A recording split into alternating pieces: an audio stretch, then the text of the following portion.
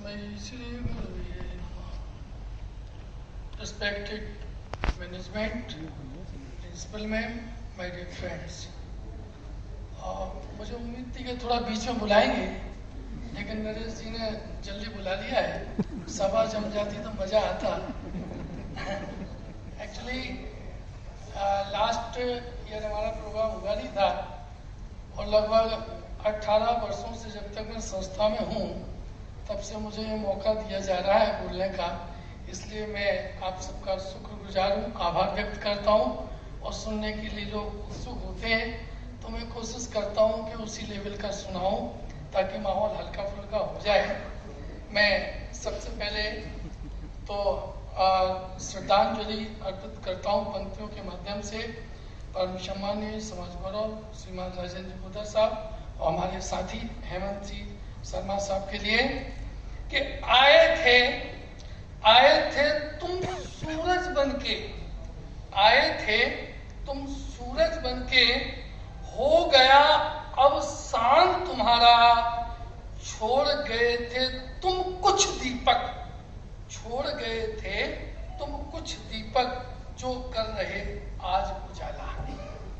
और चूंकि समय संचालक महोदय से मेरा निवेदन है कि समय का अतिक्रमण मैं 100% करूंगा, है ना। कुछ 2-4 व्यंग सुनाऊंगा तो आप प्लीज मानसिक रूप से तैयार रहें कि थोड़ा सा टाइम आपका मैं लूंगा। शिक्षक दिवस है आज, थोड़ा सा हम खुल के बोलेंगे। सब खुल के नहीं बोले तो कविता में मजा नहीं आएगा। ऑफिशियल बंद के बोलेंगे तो आपको सुनने में, मुझे सुनाने में मजा नहीं आएगा। शिक्षक दिवस है, कुछ पंक्तियों के माध्यम से मैं नमन करता हूं कि हे गुरुवर तेरी गौरव गाथा, हे गुरुवर तेरी गौरव गाथा, हम पामर क्या गा पाएंगे। अरे चांद चमकता तारों में हम बौने क्या छू पाएंगे। किसी के वक्त, किसी के वक्त, किसी के दौर, किसी के जमाने होते हैं और गुरु शिक्षक ही वो शख्सियत है जिसके सदा सभी दीवाने होते हैं। टीचर, शिक्षक, गुरु परोपकार के लिए जीता है, परमानेंट मानिए।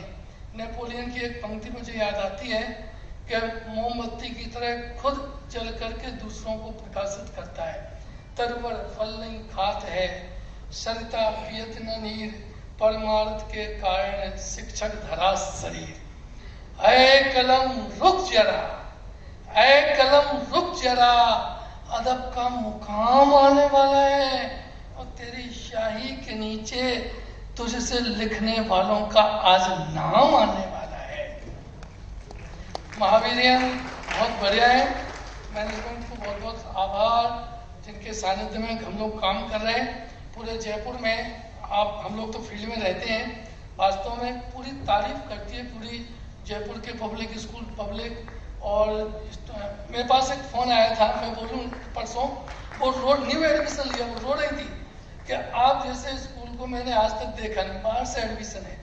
तो वो टीचर्स के लिए शुभकामनाएं महावीरियन के लिए कि निशा काल में रोज निहारो नीले अंबर का नजराना, निशा काल में रोज निहारो नीले अंबर का नजराना, पर बैठे मौन महावीरियन चाहते थे चांद चुराना। अरे काटे हैं जीवन पथ में बहुत, पर जीवन युद्ध से यूं ना हारो। और शिक्षक दिवस की यही कामना, आंखों में आकाश उतारो, आंखों में आकाश उतारो। अब मैं आपसे तालियां जोर जोर से बजवाऊंगा क्योंकि आपकी एक्सरसाइज नहीं हो तो वो ठीक नहीं लगेगा। पसंद की बात कर रहा हूं मैं, महिलाओं और पुरुषों के, थोड़ा आनंद लीजिएगा। महिलाओं पुरुषों की पसंद अलग अलग है। जैसे महिलाएं एज के अकॉर्डिंग अपनी पसंद चेंज करती रहती हैं और पुरुष बेचारे स्टेबल रहते हैं, सदा एक जैसी पसंद चलती है। आप विश्वास करिएगा, आनंद लीजिए कि जब 18 साल की उम्र है, 18 इयर्स, तो जब समझ लो अब तो थोड़ी शादी लेट होती, जो सीनियर लोग बैठे हैं पता है जल्दी हो जाती थी। तो उनकी एक कल्पना रहती थी, खूबसूरत राजकुमार घोड़ी पर बैठ करके आएगा और मेरे को ब्याह के ले जाएगा। तो वहां पे उनके लिए क्या चाहिए, 18 ईयर्स में पसंद क्या है कि सुंदर राजकुमार जैसा होना चाहिए। जब 25 साल की हुई तो शादी वगैरह अगर हो गई तो 25 साल में परिपक्व पुरुष चाहिए उनको। परिपक्व मतलब छिछोरापन नहीं करे, थोड़ा सिंसियर हो, कमाने वाला हो। 30 साल की होते ही सक्सेसफुल सफल आदमी चाहिए। पसंद चेंज होती जाएगी। आप लोग, मेरा निवेदन है कि जो है बोल रहे हैं घर पर जाके प्रैक्टिकल मत करिएगा। मैं सही कह रहा हूँ। मैं अगर आप थोड़ी सी लास्ट में बताऊंगा आपके लिए बहुत मुश्किल हो जाएगा। 30 साल में सफल और सक्सेस चाहती है, 40 साल में स्टेबल होना चाहिए, स्थापित हो जाए, चाहे वो नौकरी करता हो चाहे बिजनेस करता हो, बढ़िया गाड़ी वाड़ी मकान से बढ़िया हो। 50 साल में महिलाएं वफादार पुरुष चाहती हैं, क्योंकि भटकने के बहुत चांस होते हैं, स्टेबल हो जाते हैं ना, तो वो चाहते हैं कि वफादार होना चाहिए भाई, इधर उधर भागे नहीं। और 60 साल में सहायक केयर करने वाला चाहती हैं कि कम से कम अब बुढ़ापे में हमारी केयर करने वाला हो। लेकिन पुरुषों की पसंद इससे बिल्कुल अपोजिट है, पूरी की पूरी। वो हमेशा अनुशासित, सरल, सहज। 18 साल में भी सुंदर महिलाएं पसंद करता है। 25 साल होते ही सुंदर महिलाएं चाहिए, पसंद सुंदर महिलाएं। 30 साल में भी सुंदर महिलाएं, 40 में भी सुंदर महिलाएं, 50 में भी सुंदर महिलाएं, इवन 60 में भी सुंदर महिलाएं। और तो और छोड़ो, जब 70-80 साल चल फिर नहीं पाते, सेंसर थोड़े काम करना बंद कर देते हैं, तब भी सुंदर महिलाओं को ही देखना पसंद करते हैं। मेरा निवेदन है कि ये प्रयोग घर पर जाके मत करिएगा। अगर आप घर पर जाके पूछेंगे कि आपको कौन सी महिलाएं पसंद है, बहुमत आपका है, तो समझदार पुरुष तो मौन रहेंगे, जवाब ही नहीं देंगे। उन्हें पता है हंगामा हो सकता है, और जवाब नहीं दिया तो और भी हंगामा कि देखो बोल नहीं रहे, पता नहीं क्या चक्कर है। अगर किसी ने हिम्मत करके बोल ही दिया कि योग गुणवान महिलाएं पसंद है, तो मन ही मन उत्तर आएगा कि झूठ बोल रहा है, पक्का उत्तर आएगा। अगर किसी ने हिम्मत करके ये और बोल दिया कि सुंदर महिलाएं पसंद है, तो मालूम क्या जवाब आया, क्या हम बदसूरत है, क्या हम सुंदर नहीं है? तो आपसे निवेदन है कि ये प्रयोग घर पे जाके मत करिएगा, कविता का आनंद लीजिएगा। जीवन बहुत मुश्किल से मिला है और इस जीवन को सार्थक करना हमारी ड्यूटी है। एक खेल के 4 क्षण, ईंट पान और चिड़ी हुक्म, कभी जवानी कभी बुढ़ापा, कभी जन्म है कभी मरण। अरे जीवन जुआ है, सांसों का आदमी पत्ता है ताशों का। 100 ईयर की एज है, उसमें 100 का डिस्ट्रीब्यूशन देखो, 10 दावड़ा, 20 बावड़ा, 30 तीखा, 40 चोखा, 50 पाका, 60 साटा, 70 लूला, 80 चूल्हा, 90 डागा, 100 में भागा। मैक्सिमम 100 साल है। 100 साल में तो अपना मनुष्य जीवन अपन सफल बनाए। ऑनलाइन टीचिंग चल रही है। एक मैं प्रश्न पूछूंगा, उत्तर सब लोगों को देना है। उत्तर बोलना नहीं है, मन में सोचना, क्योंकि सबका उत्तर गलत जाएगा। मैं बता रहा हूँ, इसलिए तसल्ली रखिएगा। पढ़ाने में जिनको जमाने लगे हैं, अरे वो सबक हम ही को पढ़ाने लगे हैं। वो अब पढ़ाई की बात कहाँ, अब तो मोबाइल, व्हाट्सएप, इंस्टाग्राम, फेसबुक, दुनिया भर के इन सब में सभी समय गंवाने लगे हैं। लिटरेचर पढ़ना बंद हो गया। एक व्यंग सुनाता हूँ। एक दिन मैथ्स की क्लास में, नया व्यंग है, एक दिन मैथ्स की क्लास में टीचर प्लस माइनस की एक्सरसाइज करा रहा था। टीचर प्लस माइनस की एक्सरसाइज करा रहा था। उसने एक एग्जाम्पल दिया कि एक बारे में 10 भेड़े हैं। मैं प्रश्न पूछ रहा हूं, सब लोग मन में उत्तर सोच के रखिएगा। एक बारे में 10 भेड़े हैं, एक भेड़ बारे को लांग करके कूद करके बाहर निकल गई। बताओ कितनी भेड़ें बची? हाँ, समझदार लोग उत्तर थोड़ा रखें साहब, है ना मेरे को। अब सबका उत्तर एक जैसा आ रहा है। बारे में कितनी भेड़ें बची, तो सारे उत्तर समझ करके भी सारे बच्चे थे मौन।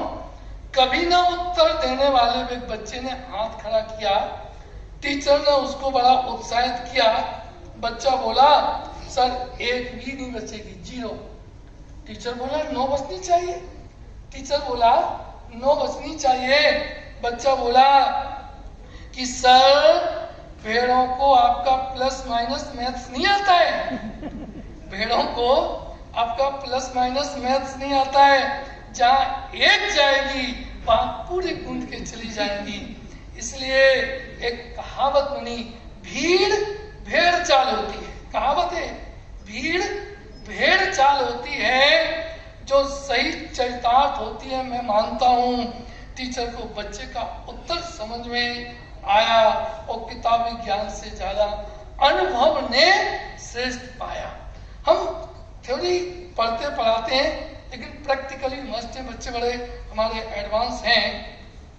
एक छोटा सा 2-3 लाइन का बेंगलोर है, समय हो जाए तो आप प्लीज विकल्प नहीं करें, है ना। 2-5 मिनट ही बोल लूंगा मैं आपके, क्योंकि 2 साल का कोटा है तो पूरा तो करना है ना। चलिए, एक प्लेटफॉर्म की मशीन पे, प्लेटफॉर्म पे एक वजन तोलने की मशीनें रखी रहती हैं और आप किसी के लिए भी 1 रुपए का सिक्का डाल दो, खड़े हो जाओ, फटाफट पर्ची आ जाती है, भाग्य लिखा होता है। अब है कि नहीं मुझे पता नहीं। प्लेटफॉर्म की मशीन पे, प्लेटफॉर्म पर वजन तोलने की मशीन पे चढ़ गया अचानक एक कुत्ता और मैंने कौतूहल बस डाला उसमें 1 रुपए का सिक्का। मशीन से एक पर्ची आई, मशीन से एक पर्ची आई, उस पर लिखा था भाई कि वाणी में आपके चमत्कार है, वाणी में आपके चमत्कार है और शक्ति आपके दांतों में, भारत का प्रजातंत्र अब आपके हाथों में है। कई बार ऐसे हो जाते हैं और मैं मोस्टली सभी लोग दुखी होते हैं। सबको लगता है कि किसने क्या धोखे दे दिए, कौन क्या कर रहा है। 1-2-4 पंक्ति याद लीजिएगा, बहुत अच्छा लगेगा आपके लिए कि खता मत कीजिए इश्क में, खता मत कीजिए इश्क में, किसने क्या गुनाह किया, अरे इश्क एक नशा था, तूने भी किया और मैंने भी किया। और सलाह है मेरी कि अपना सुखी रहने का एक ही मूल मंत्र है कि अपना बनाए रखो या पराया बनाए रखो, अपना बनाए रखो या पराया बनाए रखो, हमसे कोई सिलसिला बनाए रखो। और पास रहने में बढ़ती हैं दूरियां अक्सर, इसलिए रहो करीब लेकिन फासला बनाए रखो। ये मूल मंत्र है, अगर इसको फॉलो करें तो निश्चित रूप से हम आए। और अंत में एक व्यंग बोल करके मैं अपनी बात समाप्त करता हूं कि रामलीला सभी ने देखी है, नया व्यंग बिल्कुल लेटेस्ट। रामलीला सभी ने देखी है और जो सीनियर लोग हैं पता है टाट पट्टी दरी लगा करके आगे बैठ जाते थे। बच्चों ने देखा ही नहीं है, नई जनरेशन ने। तो उस रामलीला में नाटक मंडली का एक पिक्चर सीन दर्शाया जा रहा है कि एक दिन आर्थिक संकट से जूझ रही नाटक मंडली द्वारा रामलीला में सीता स्वयंवर का दृश्य दिखाया जा रहा था। नाटक मंडली द्वारा सीता स्वयंवर का दृश्य दिखाया जा रहा था और शिव धनुष तोड़कर सीता स्वयंवर रचाया जा रहा था। इतने में रावण बने कलाकार, इतने में रावण बने कलाकार भीमसेन की बारी आई। भीमसेन शरीर से हिष्ट पुष्ट चतुर कलाकार था, लेकिन पैसों की मजबूरी से लाचार था। रामलीला का मैनेजर उसे सता रहा था, समय पर खाना और पैसा नहीं दे पा रहा था। रावण को बदला लेने का मौका आया, रावण को बदला लेने का मौका आया। आनंद लीजिए। और घास का बना धनुष खुद ही उठा लाए। रावण को छूना था तो वो खुद ही धनुष उठा लाए। उन्होंने कहा आप देख लो आप कहो कैसे रामलीला करते हो तुम। रावण वह घास का बना हुआ धनुष खुद ही उठा लाया और आगे की रामलीला का मुख मोड़ दिया और राम की बजाय सिर्फ धनुष उसने ही तोड़ दिया। रामलीला का मुख मोड़ दिया, राम की वजह से धनुष उसने ही तोड़ दिया। दर्शकों में कौतूहल मच गया और रामलीला में अनर्थ हो गया। मैनेजर घबराया लेकिन मंच पर आने की हिम्मत न जुटा पाया। जनता सड़े टमाटर और पत्थर फेंकती, इतने में उससे पहले ही राजा जनक बने अनुभवी कलाकार ने समस्या को संभाला और हुंकार भरते हुए चिल्लाया, अरे बच्चों वाला धनुष कौन उठा के लाया?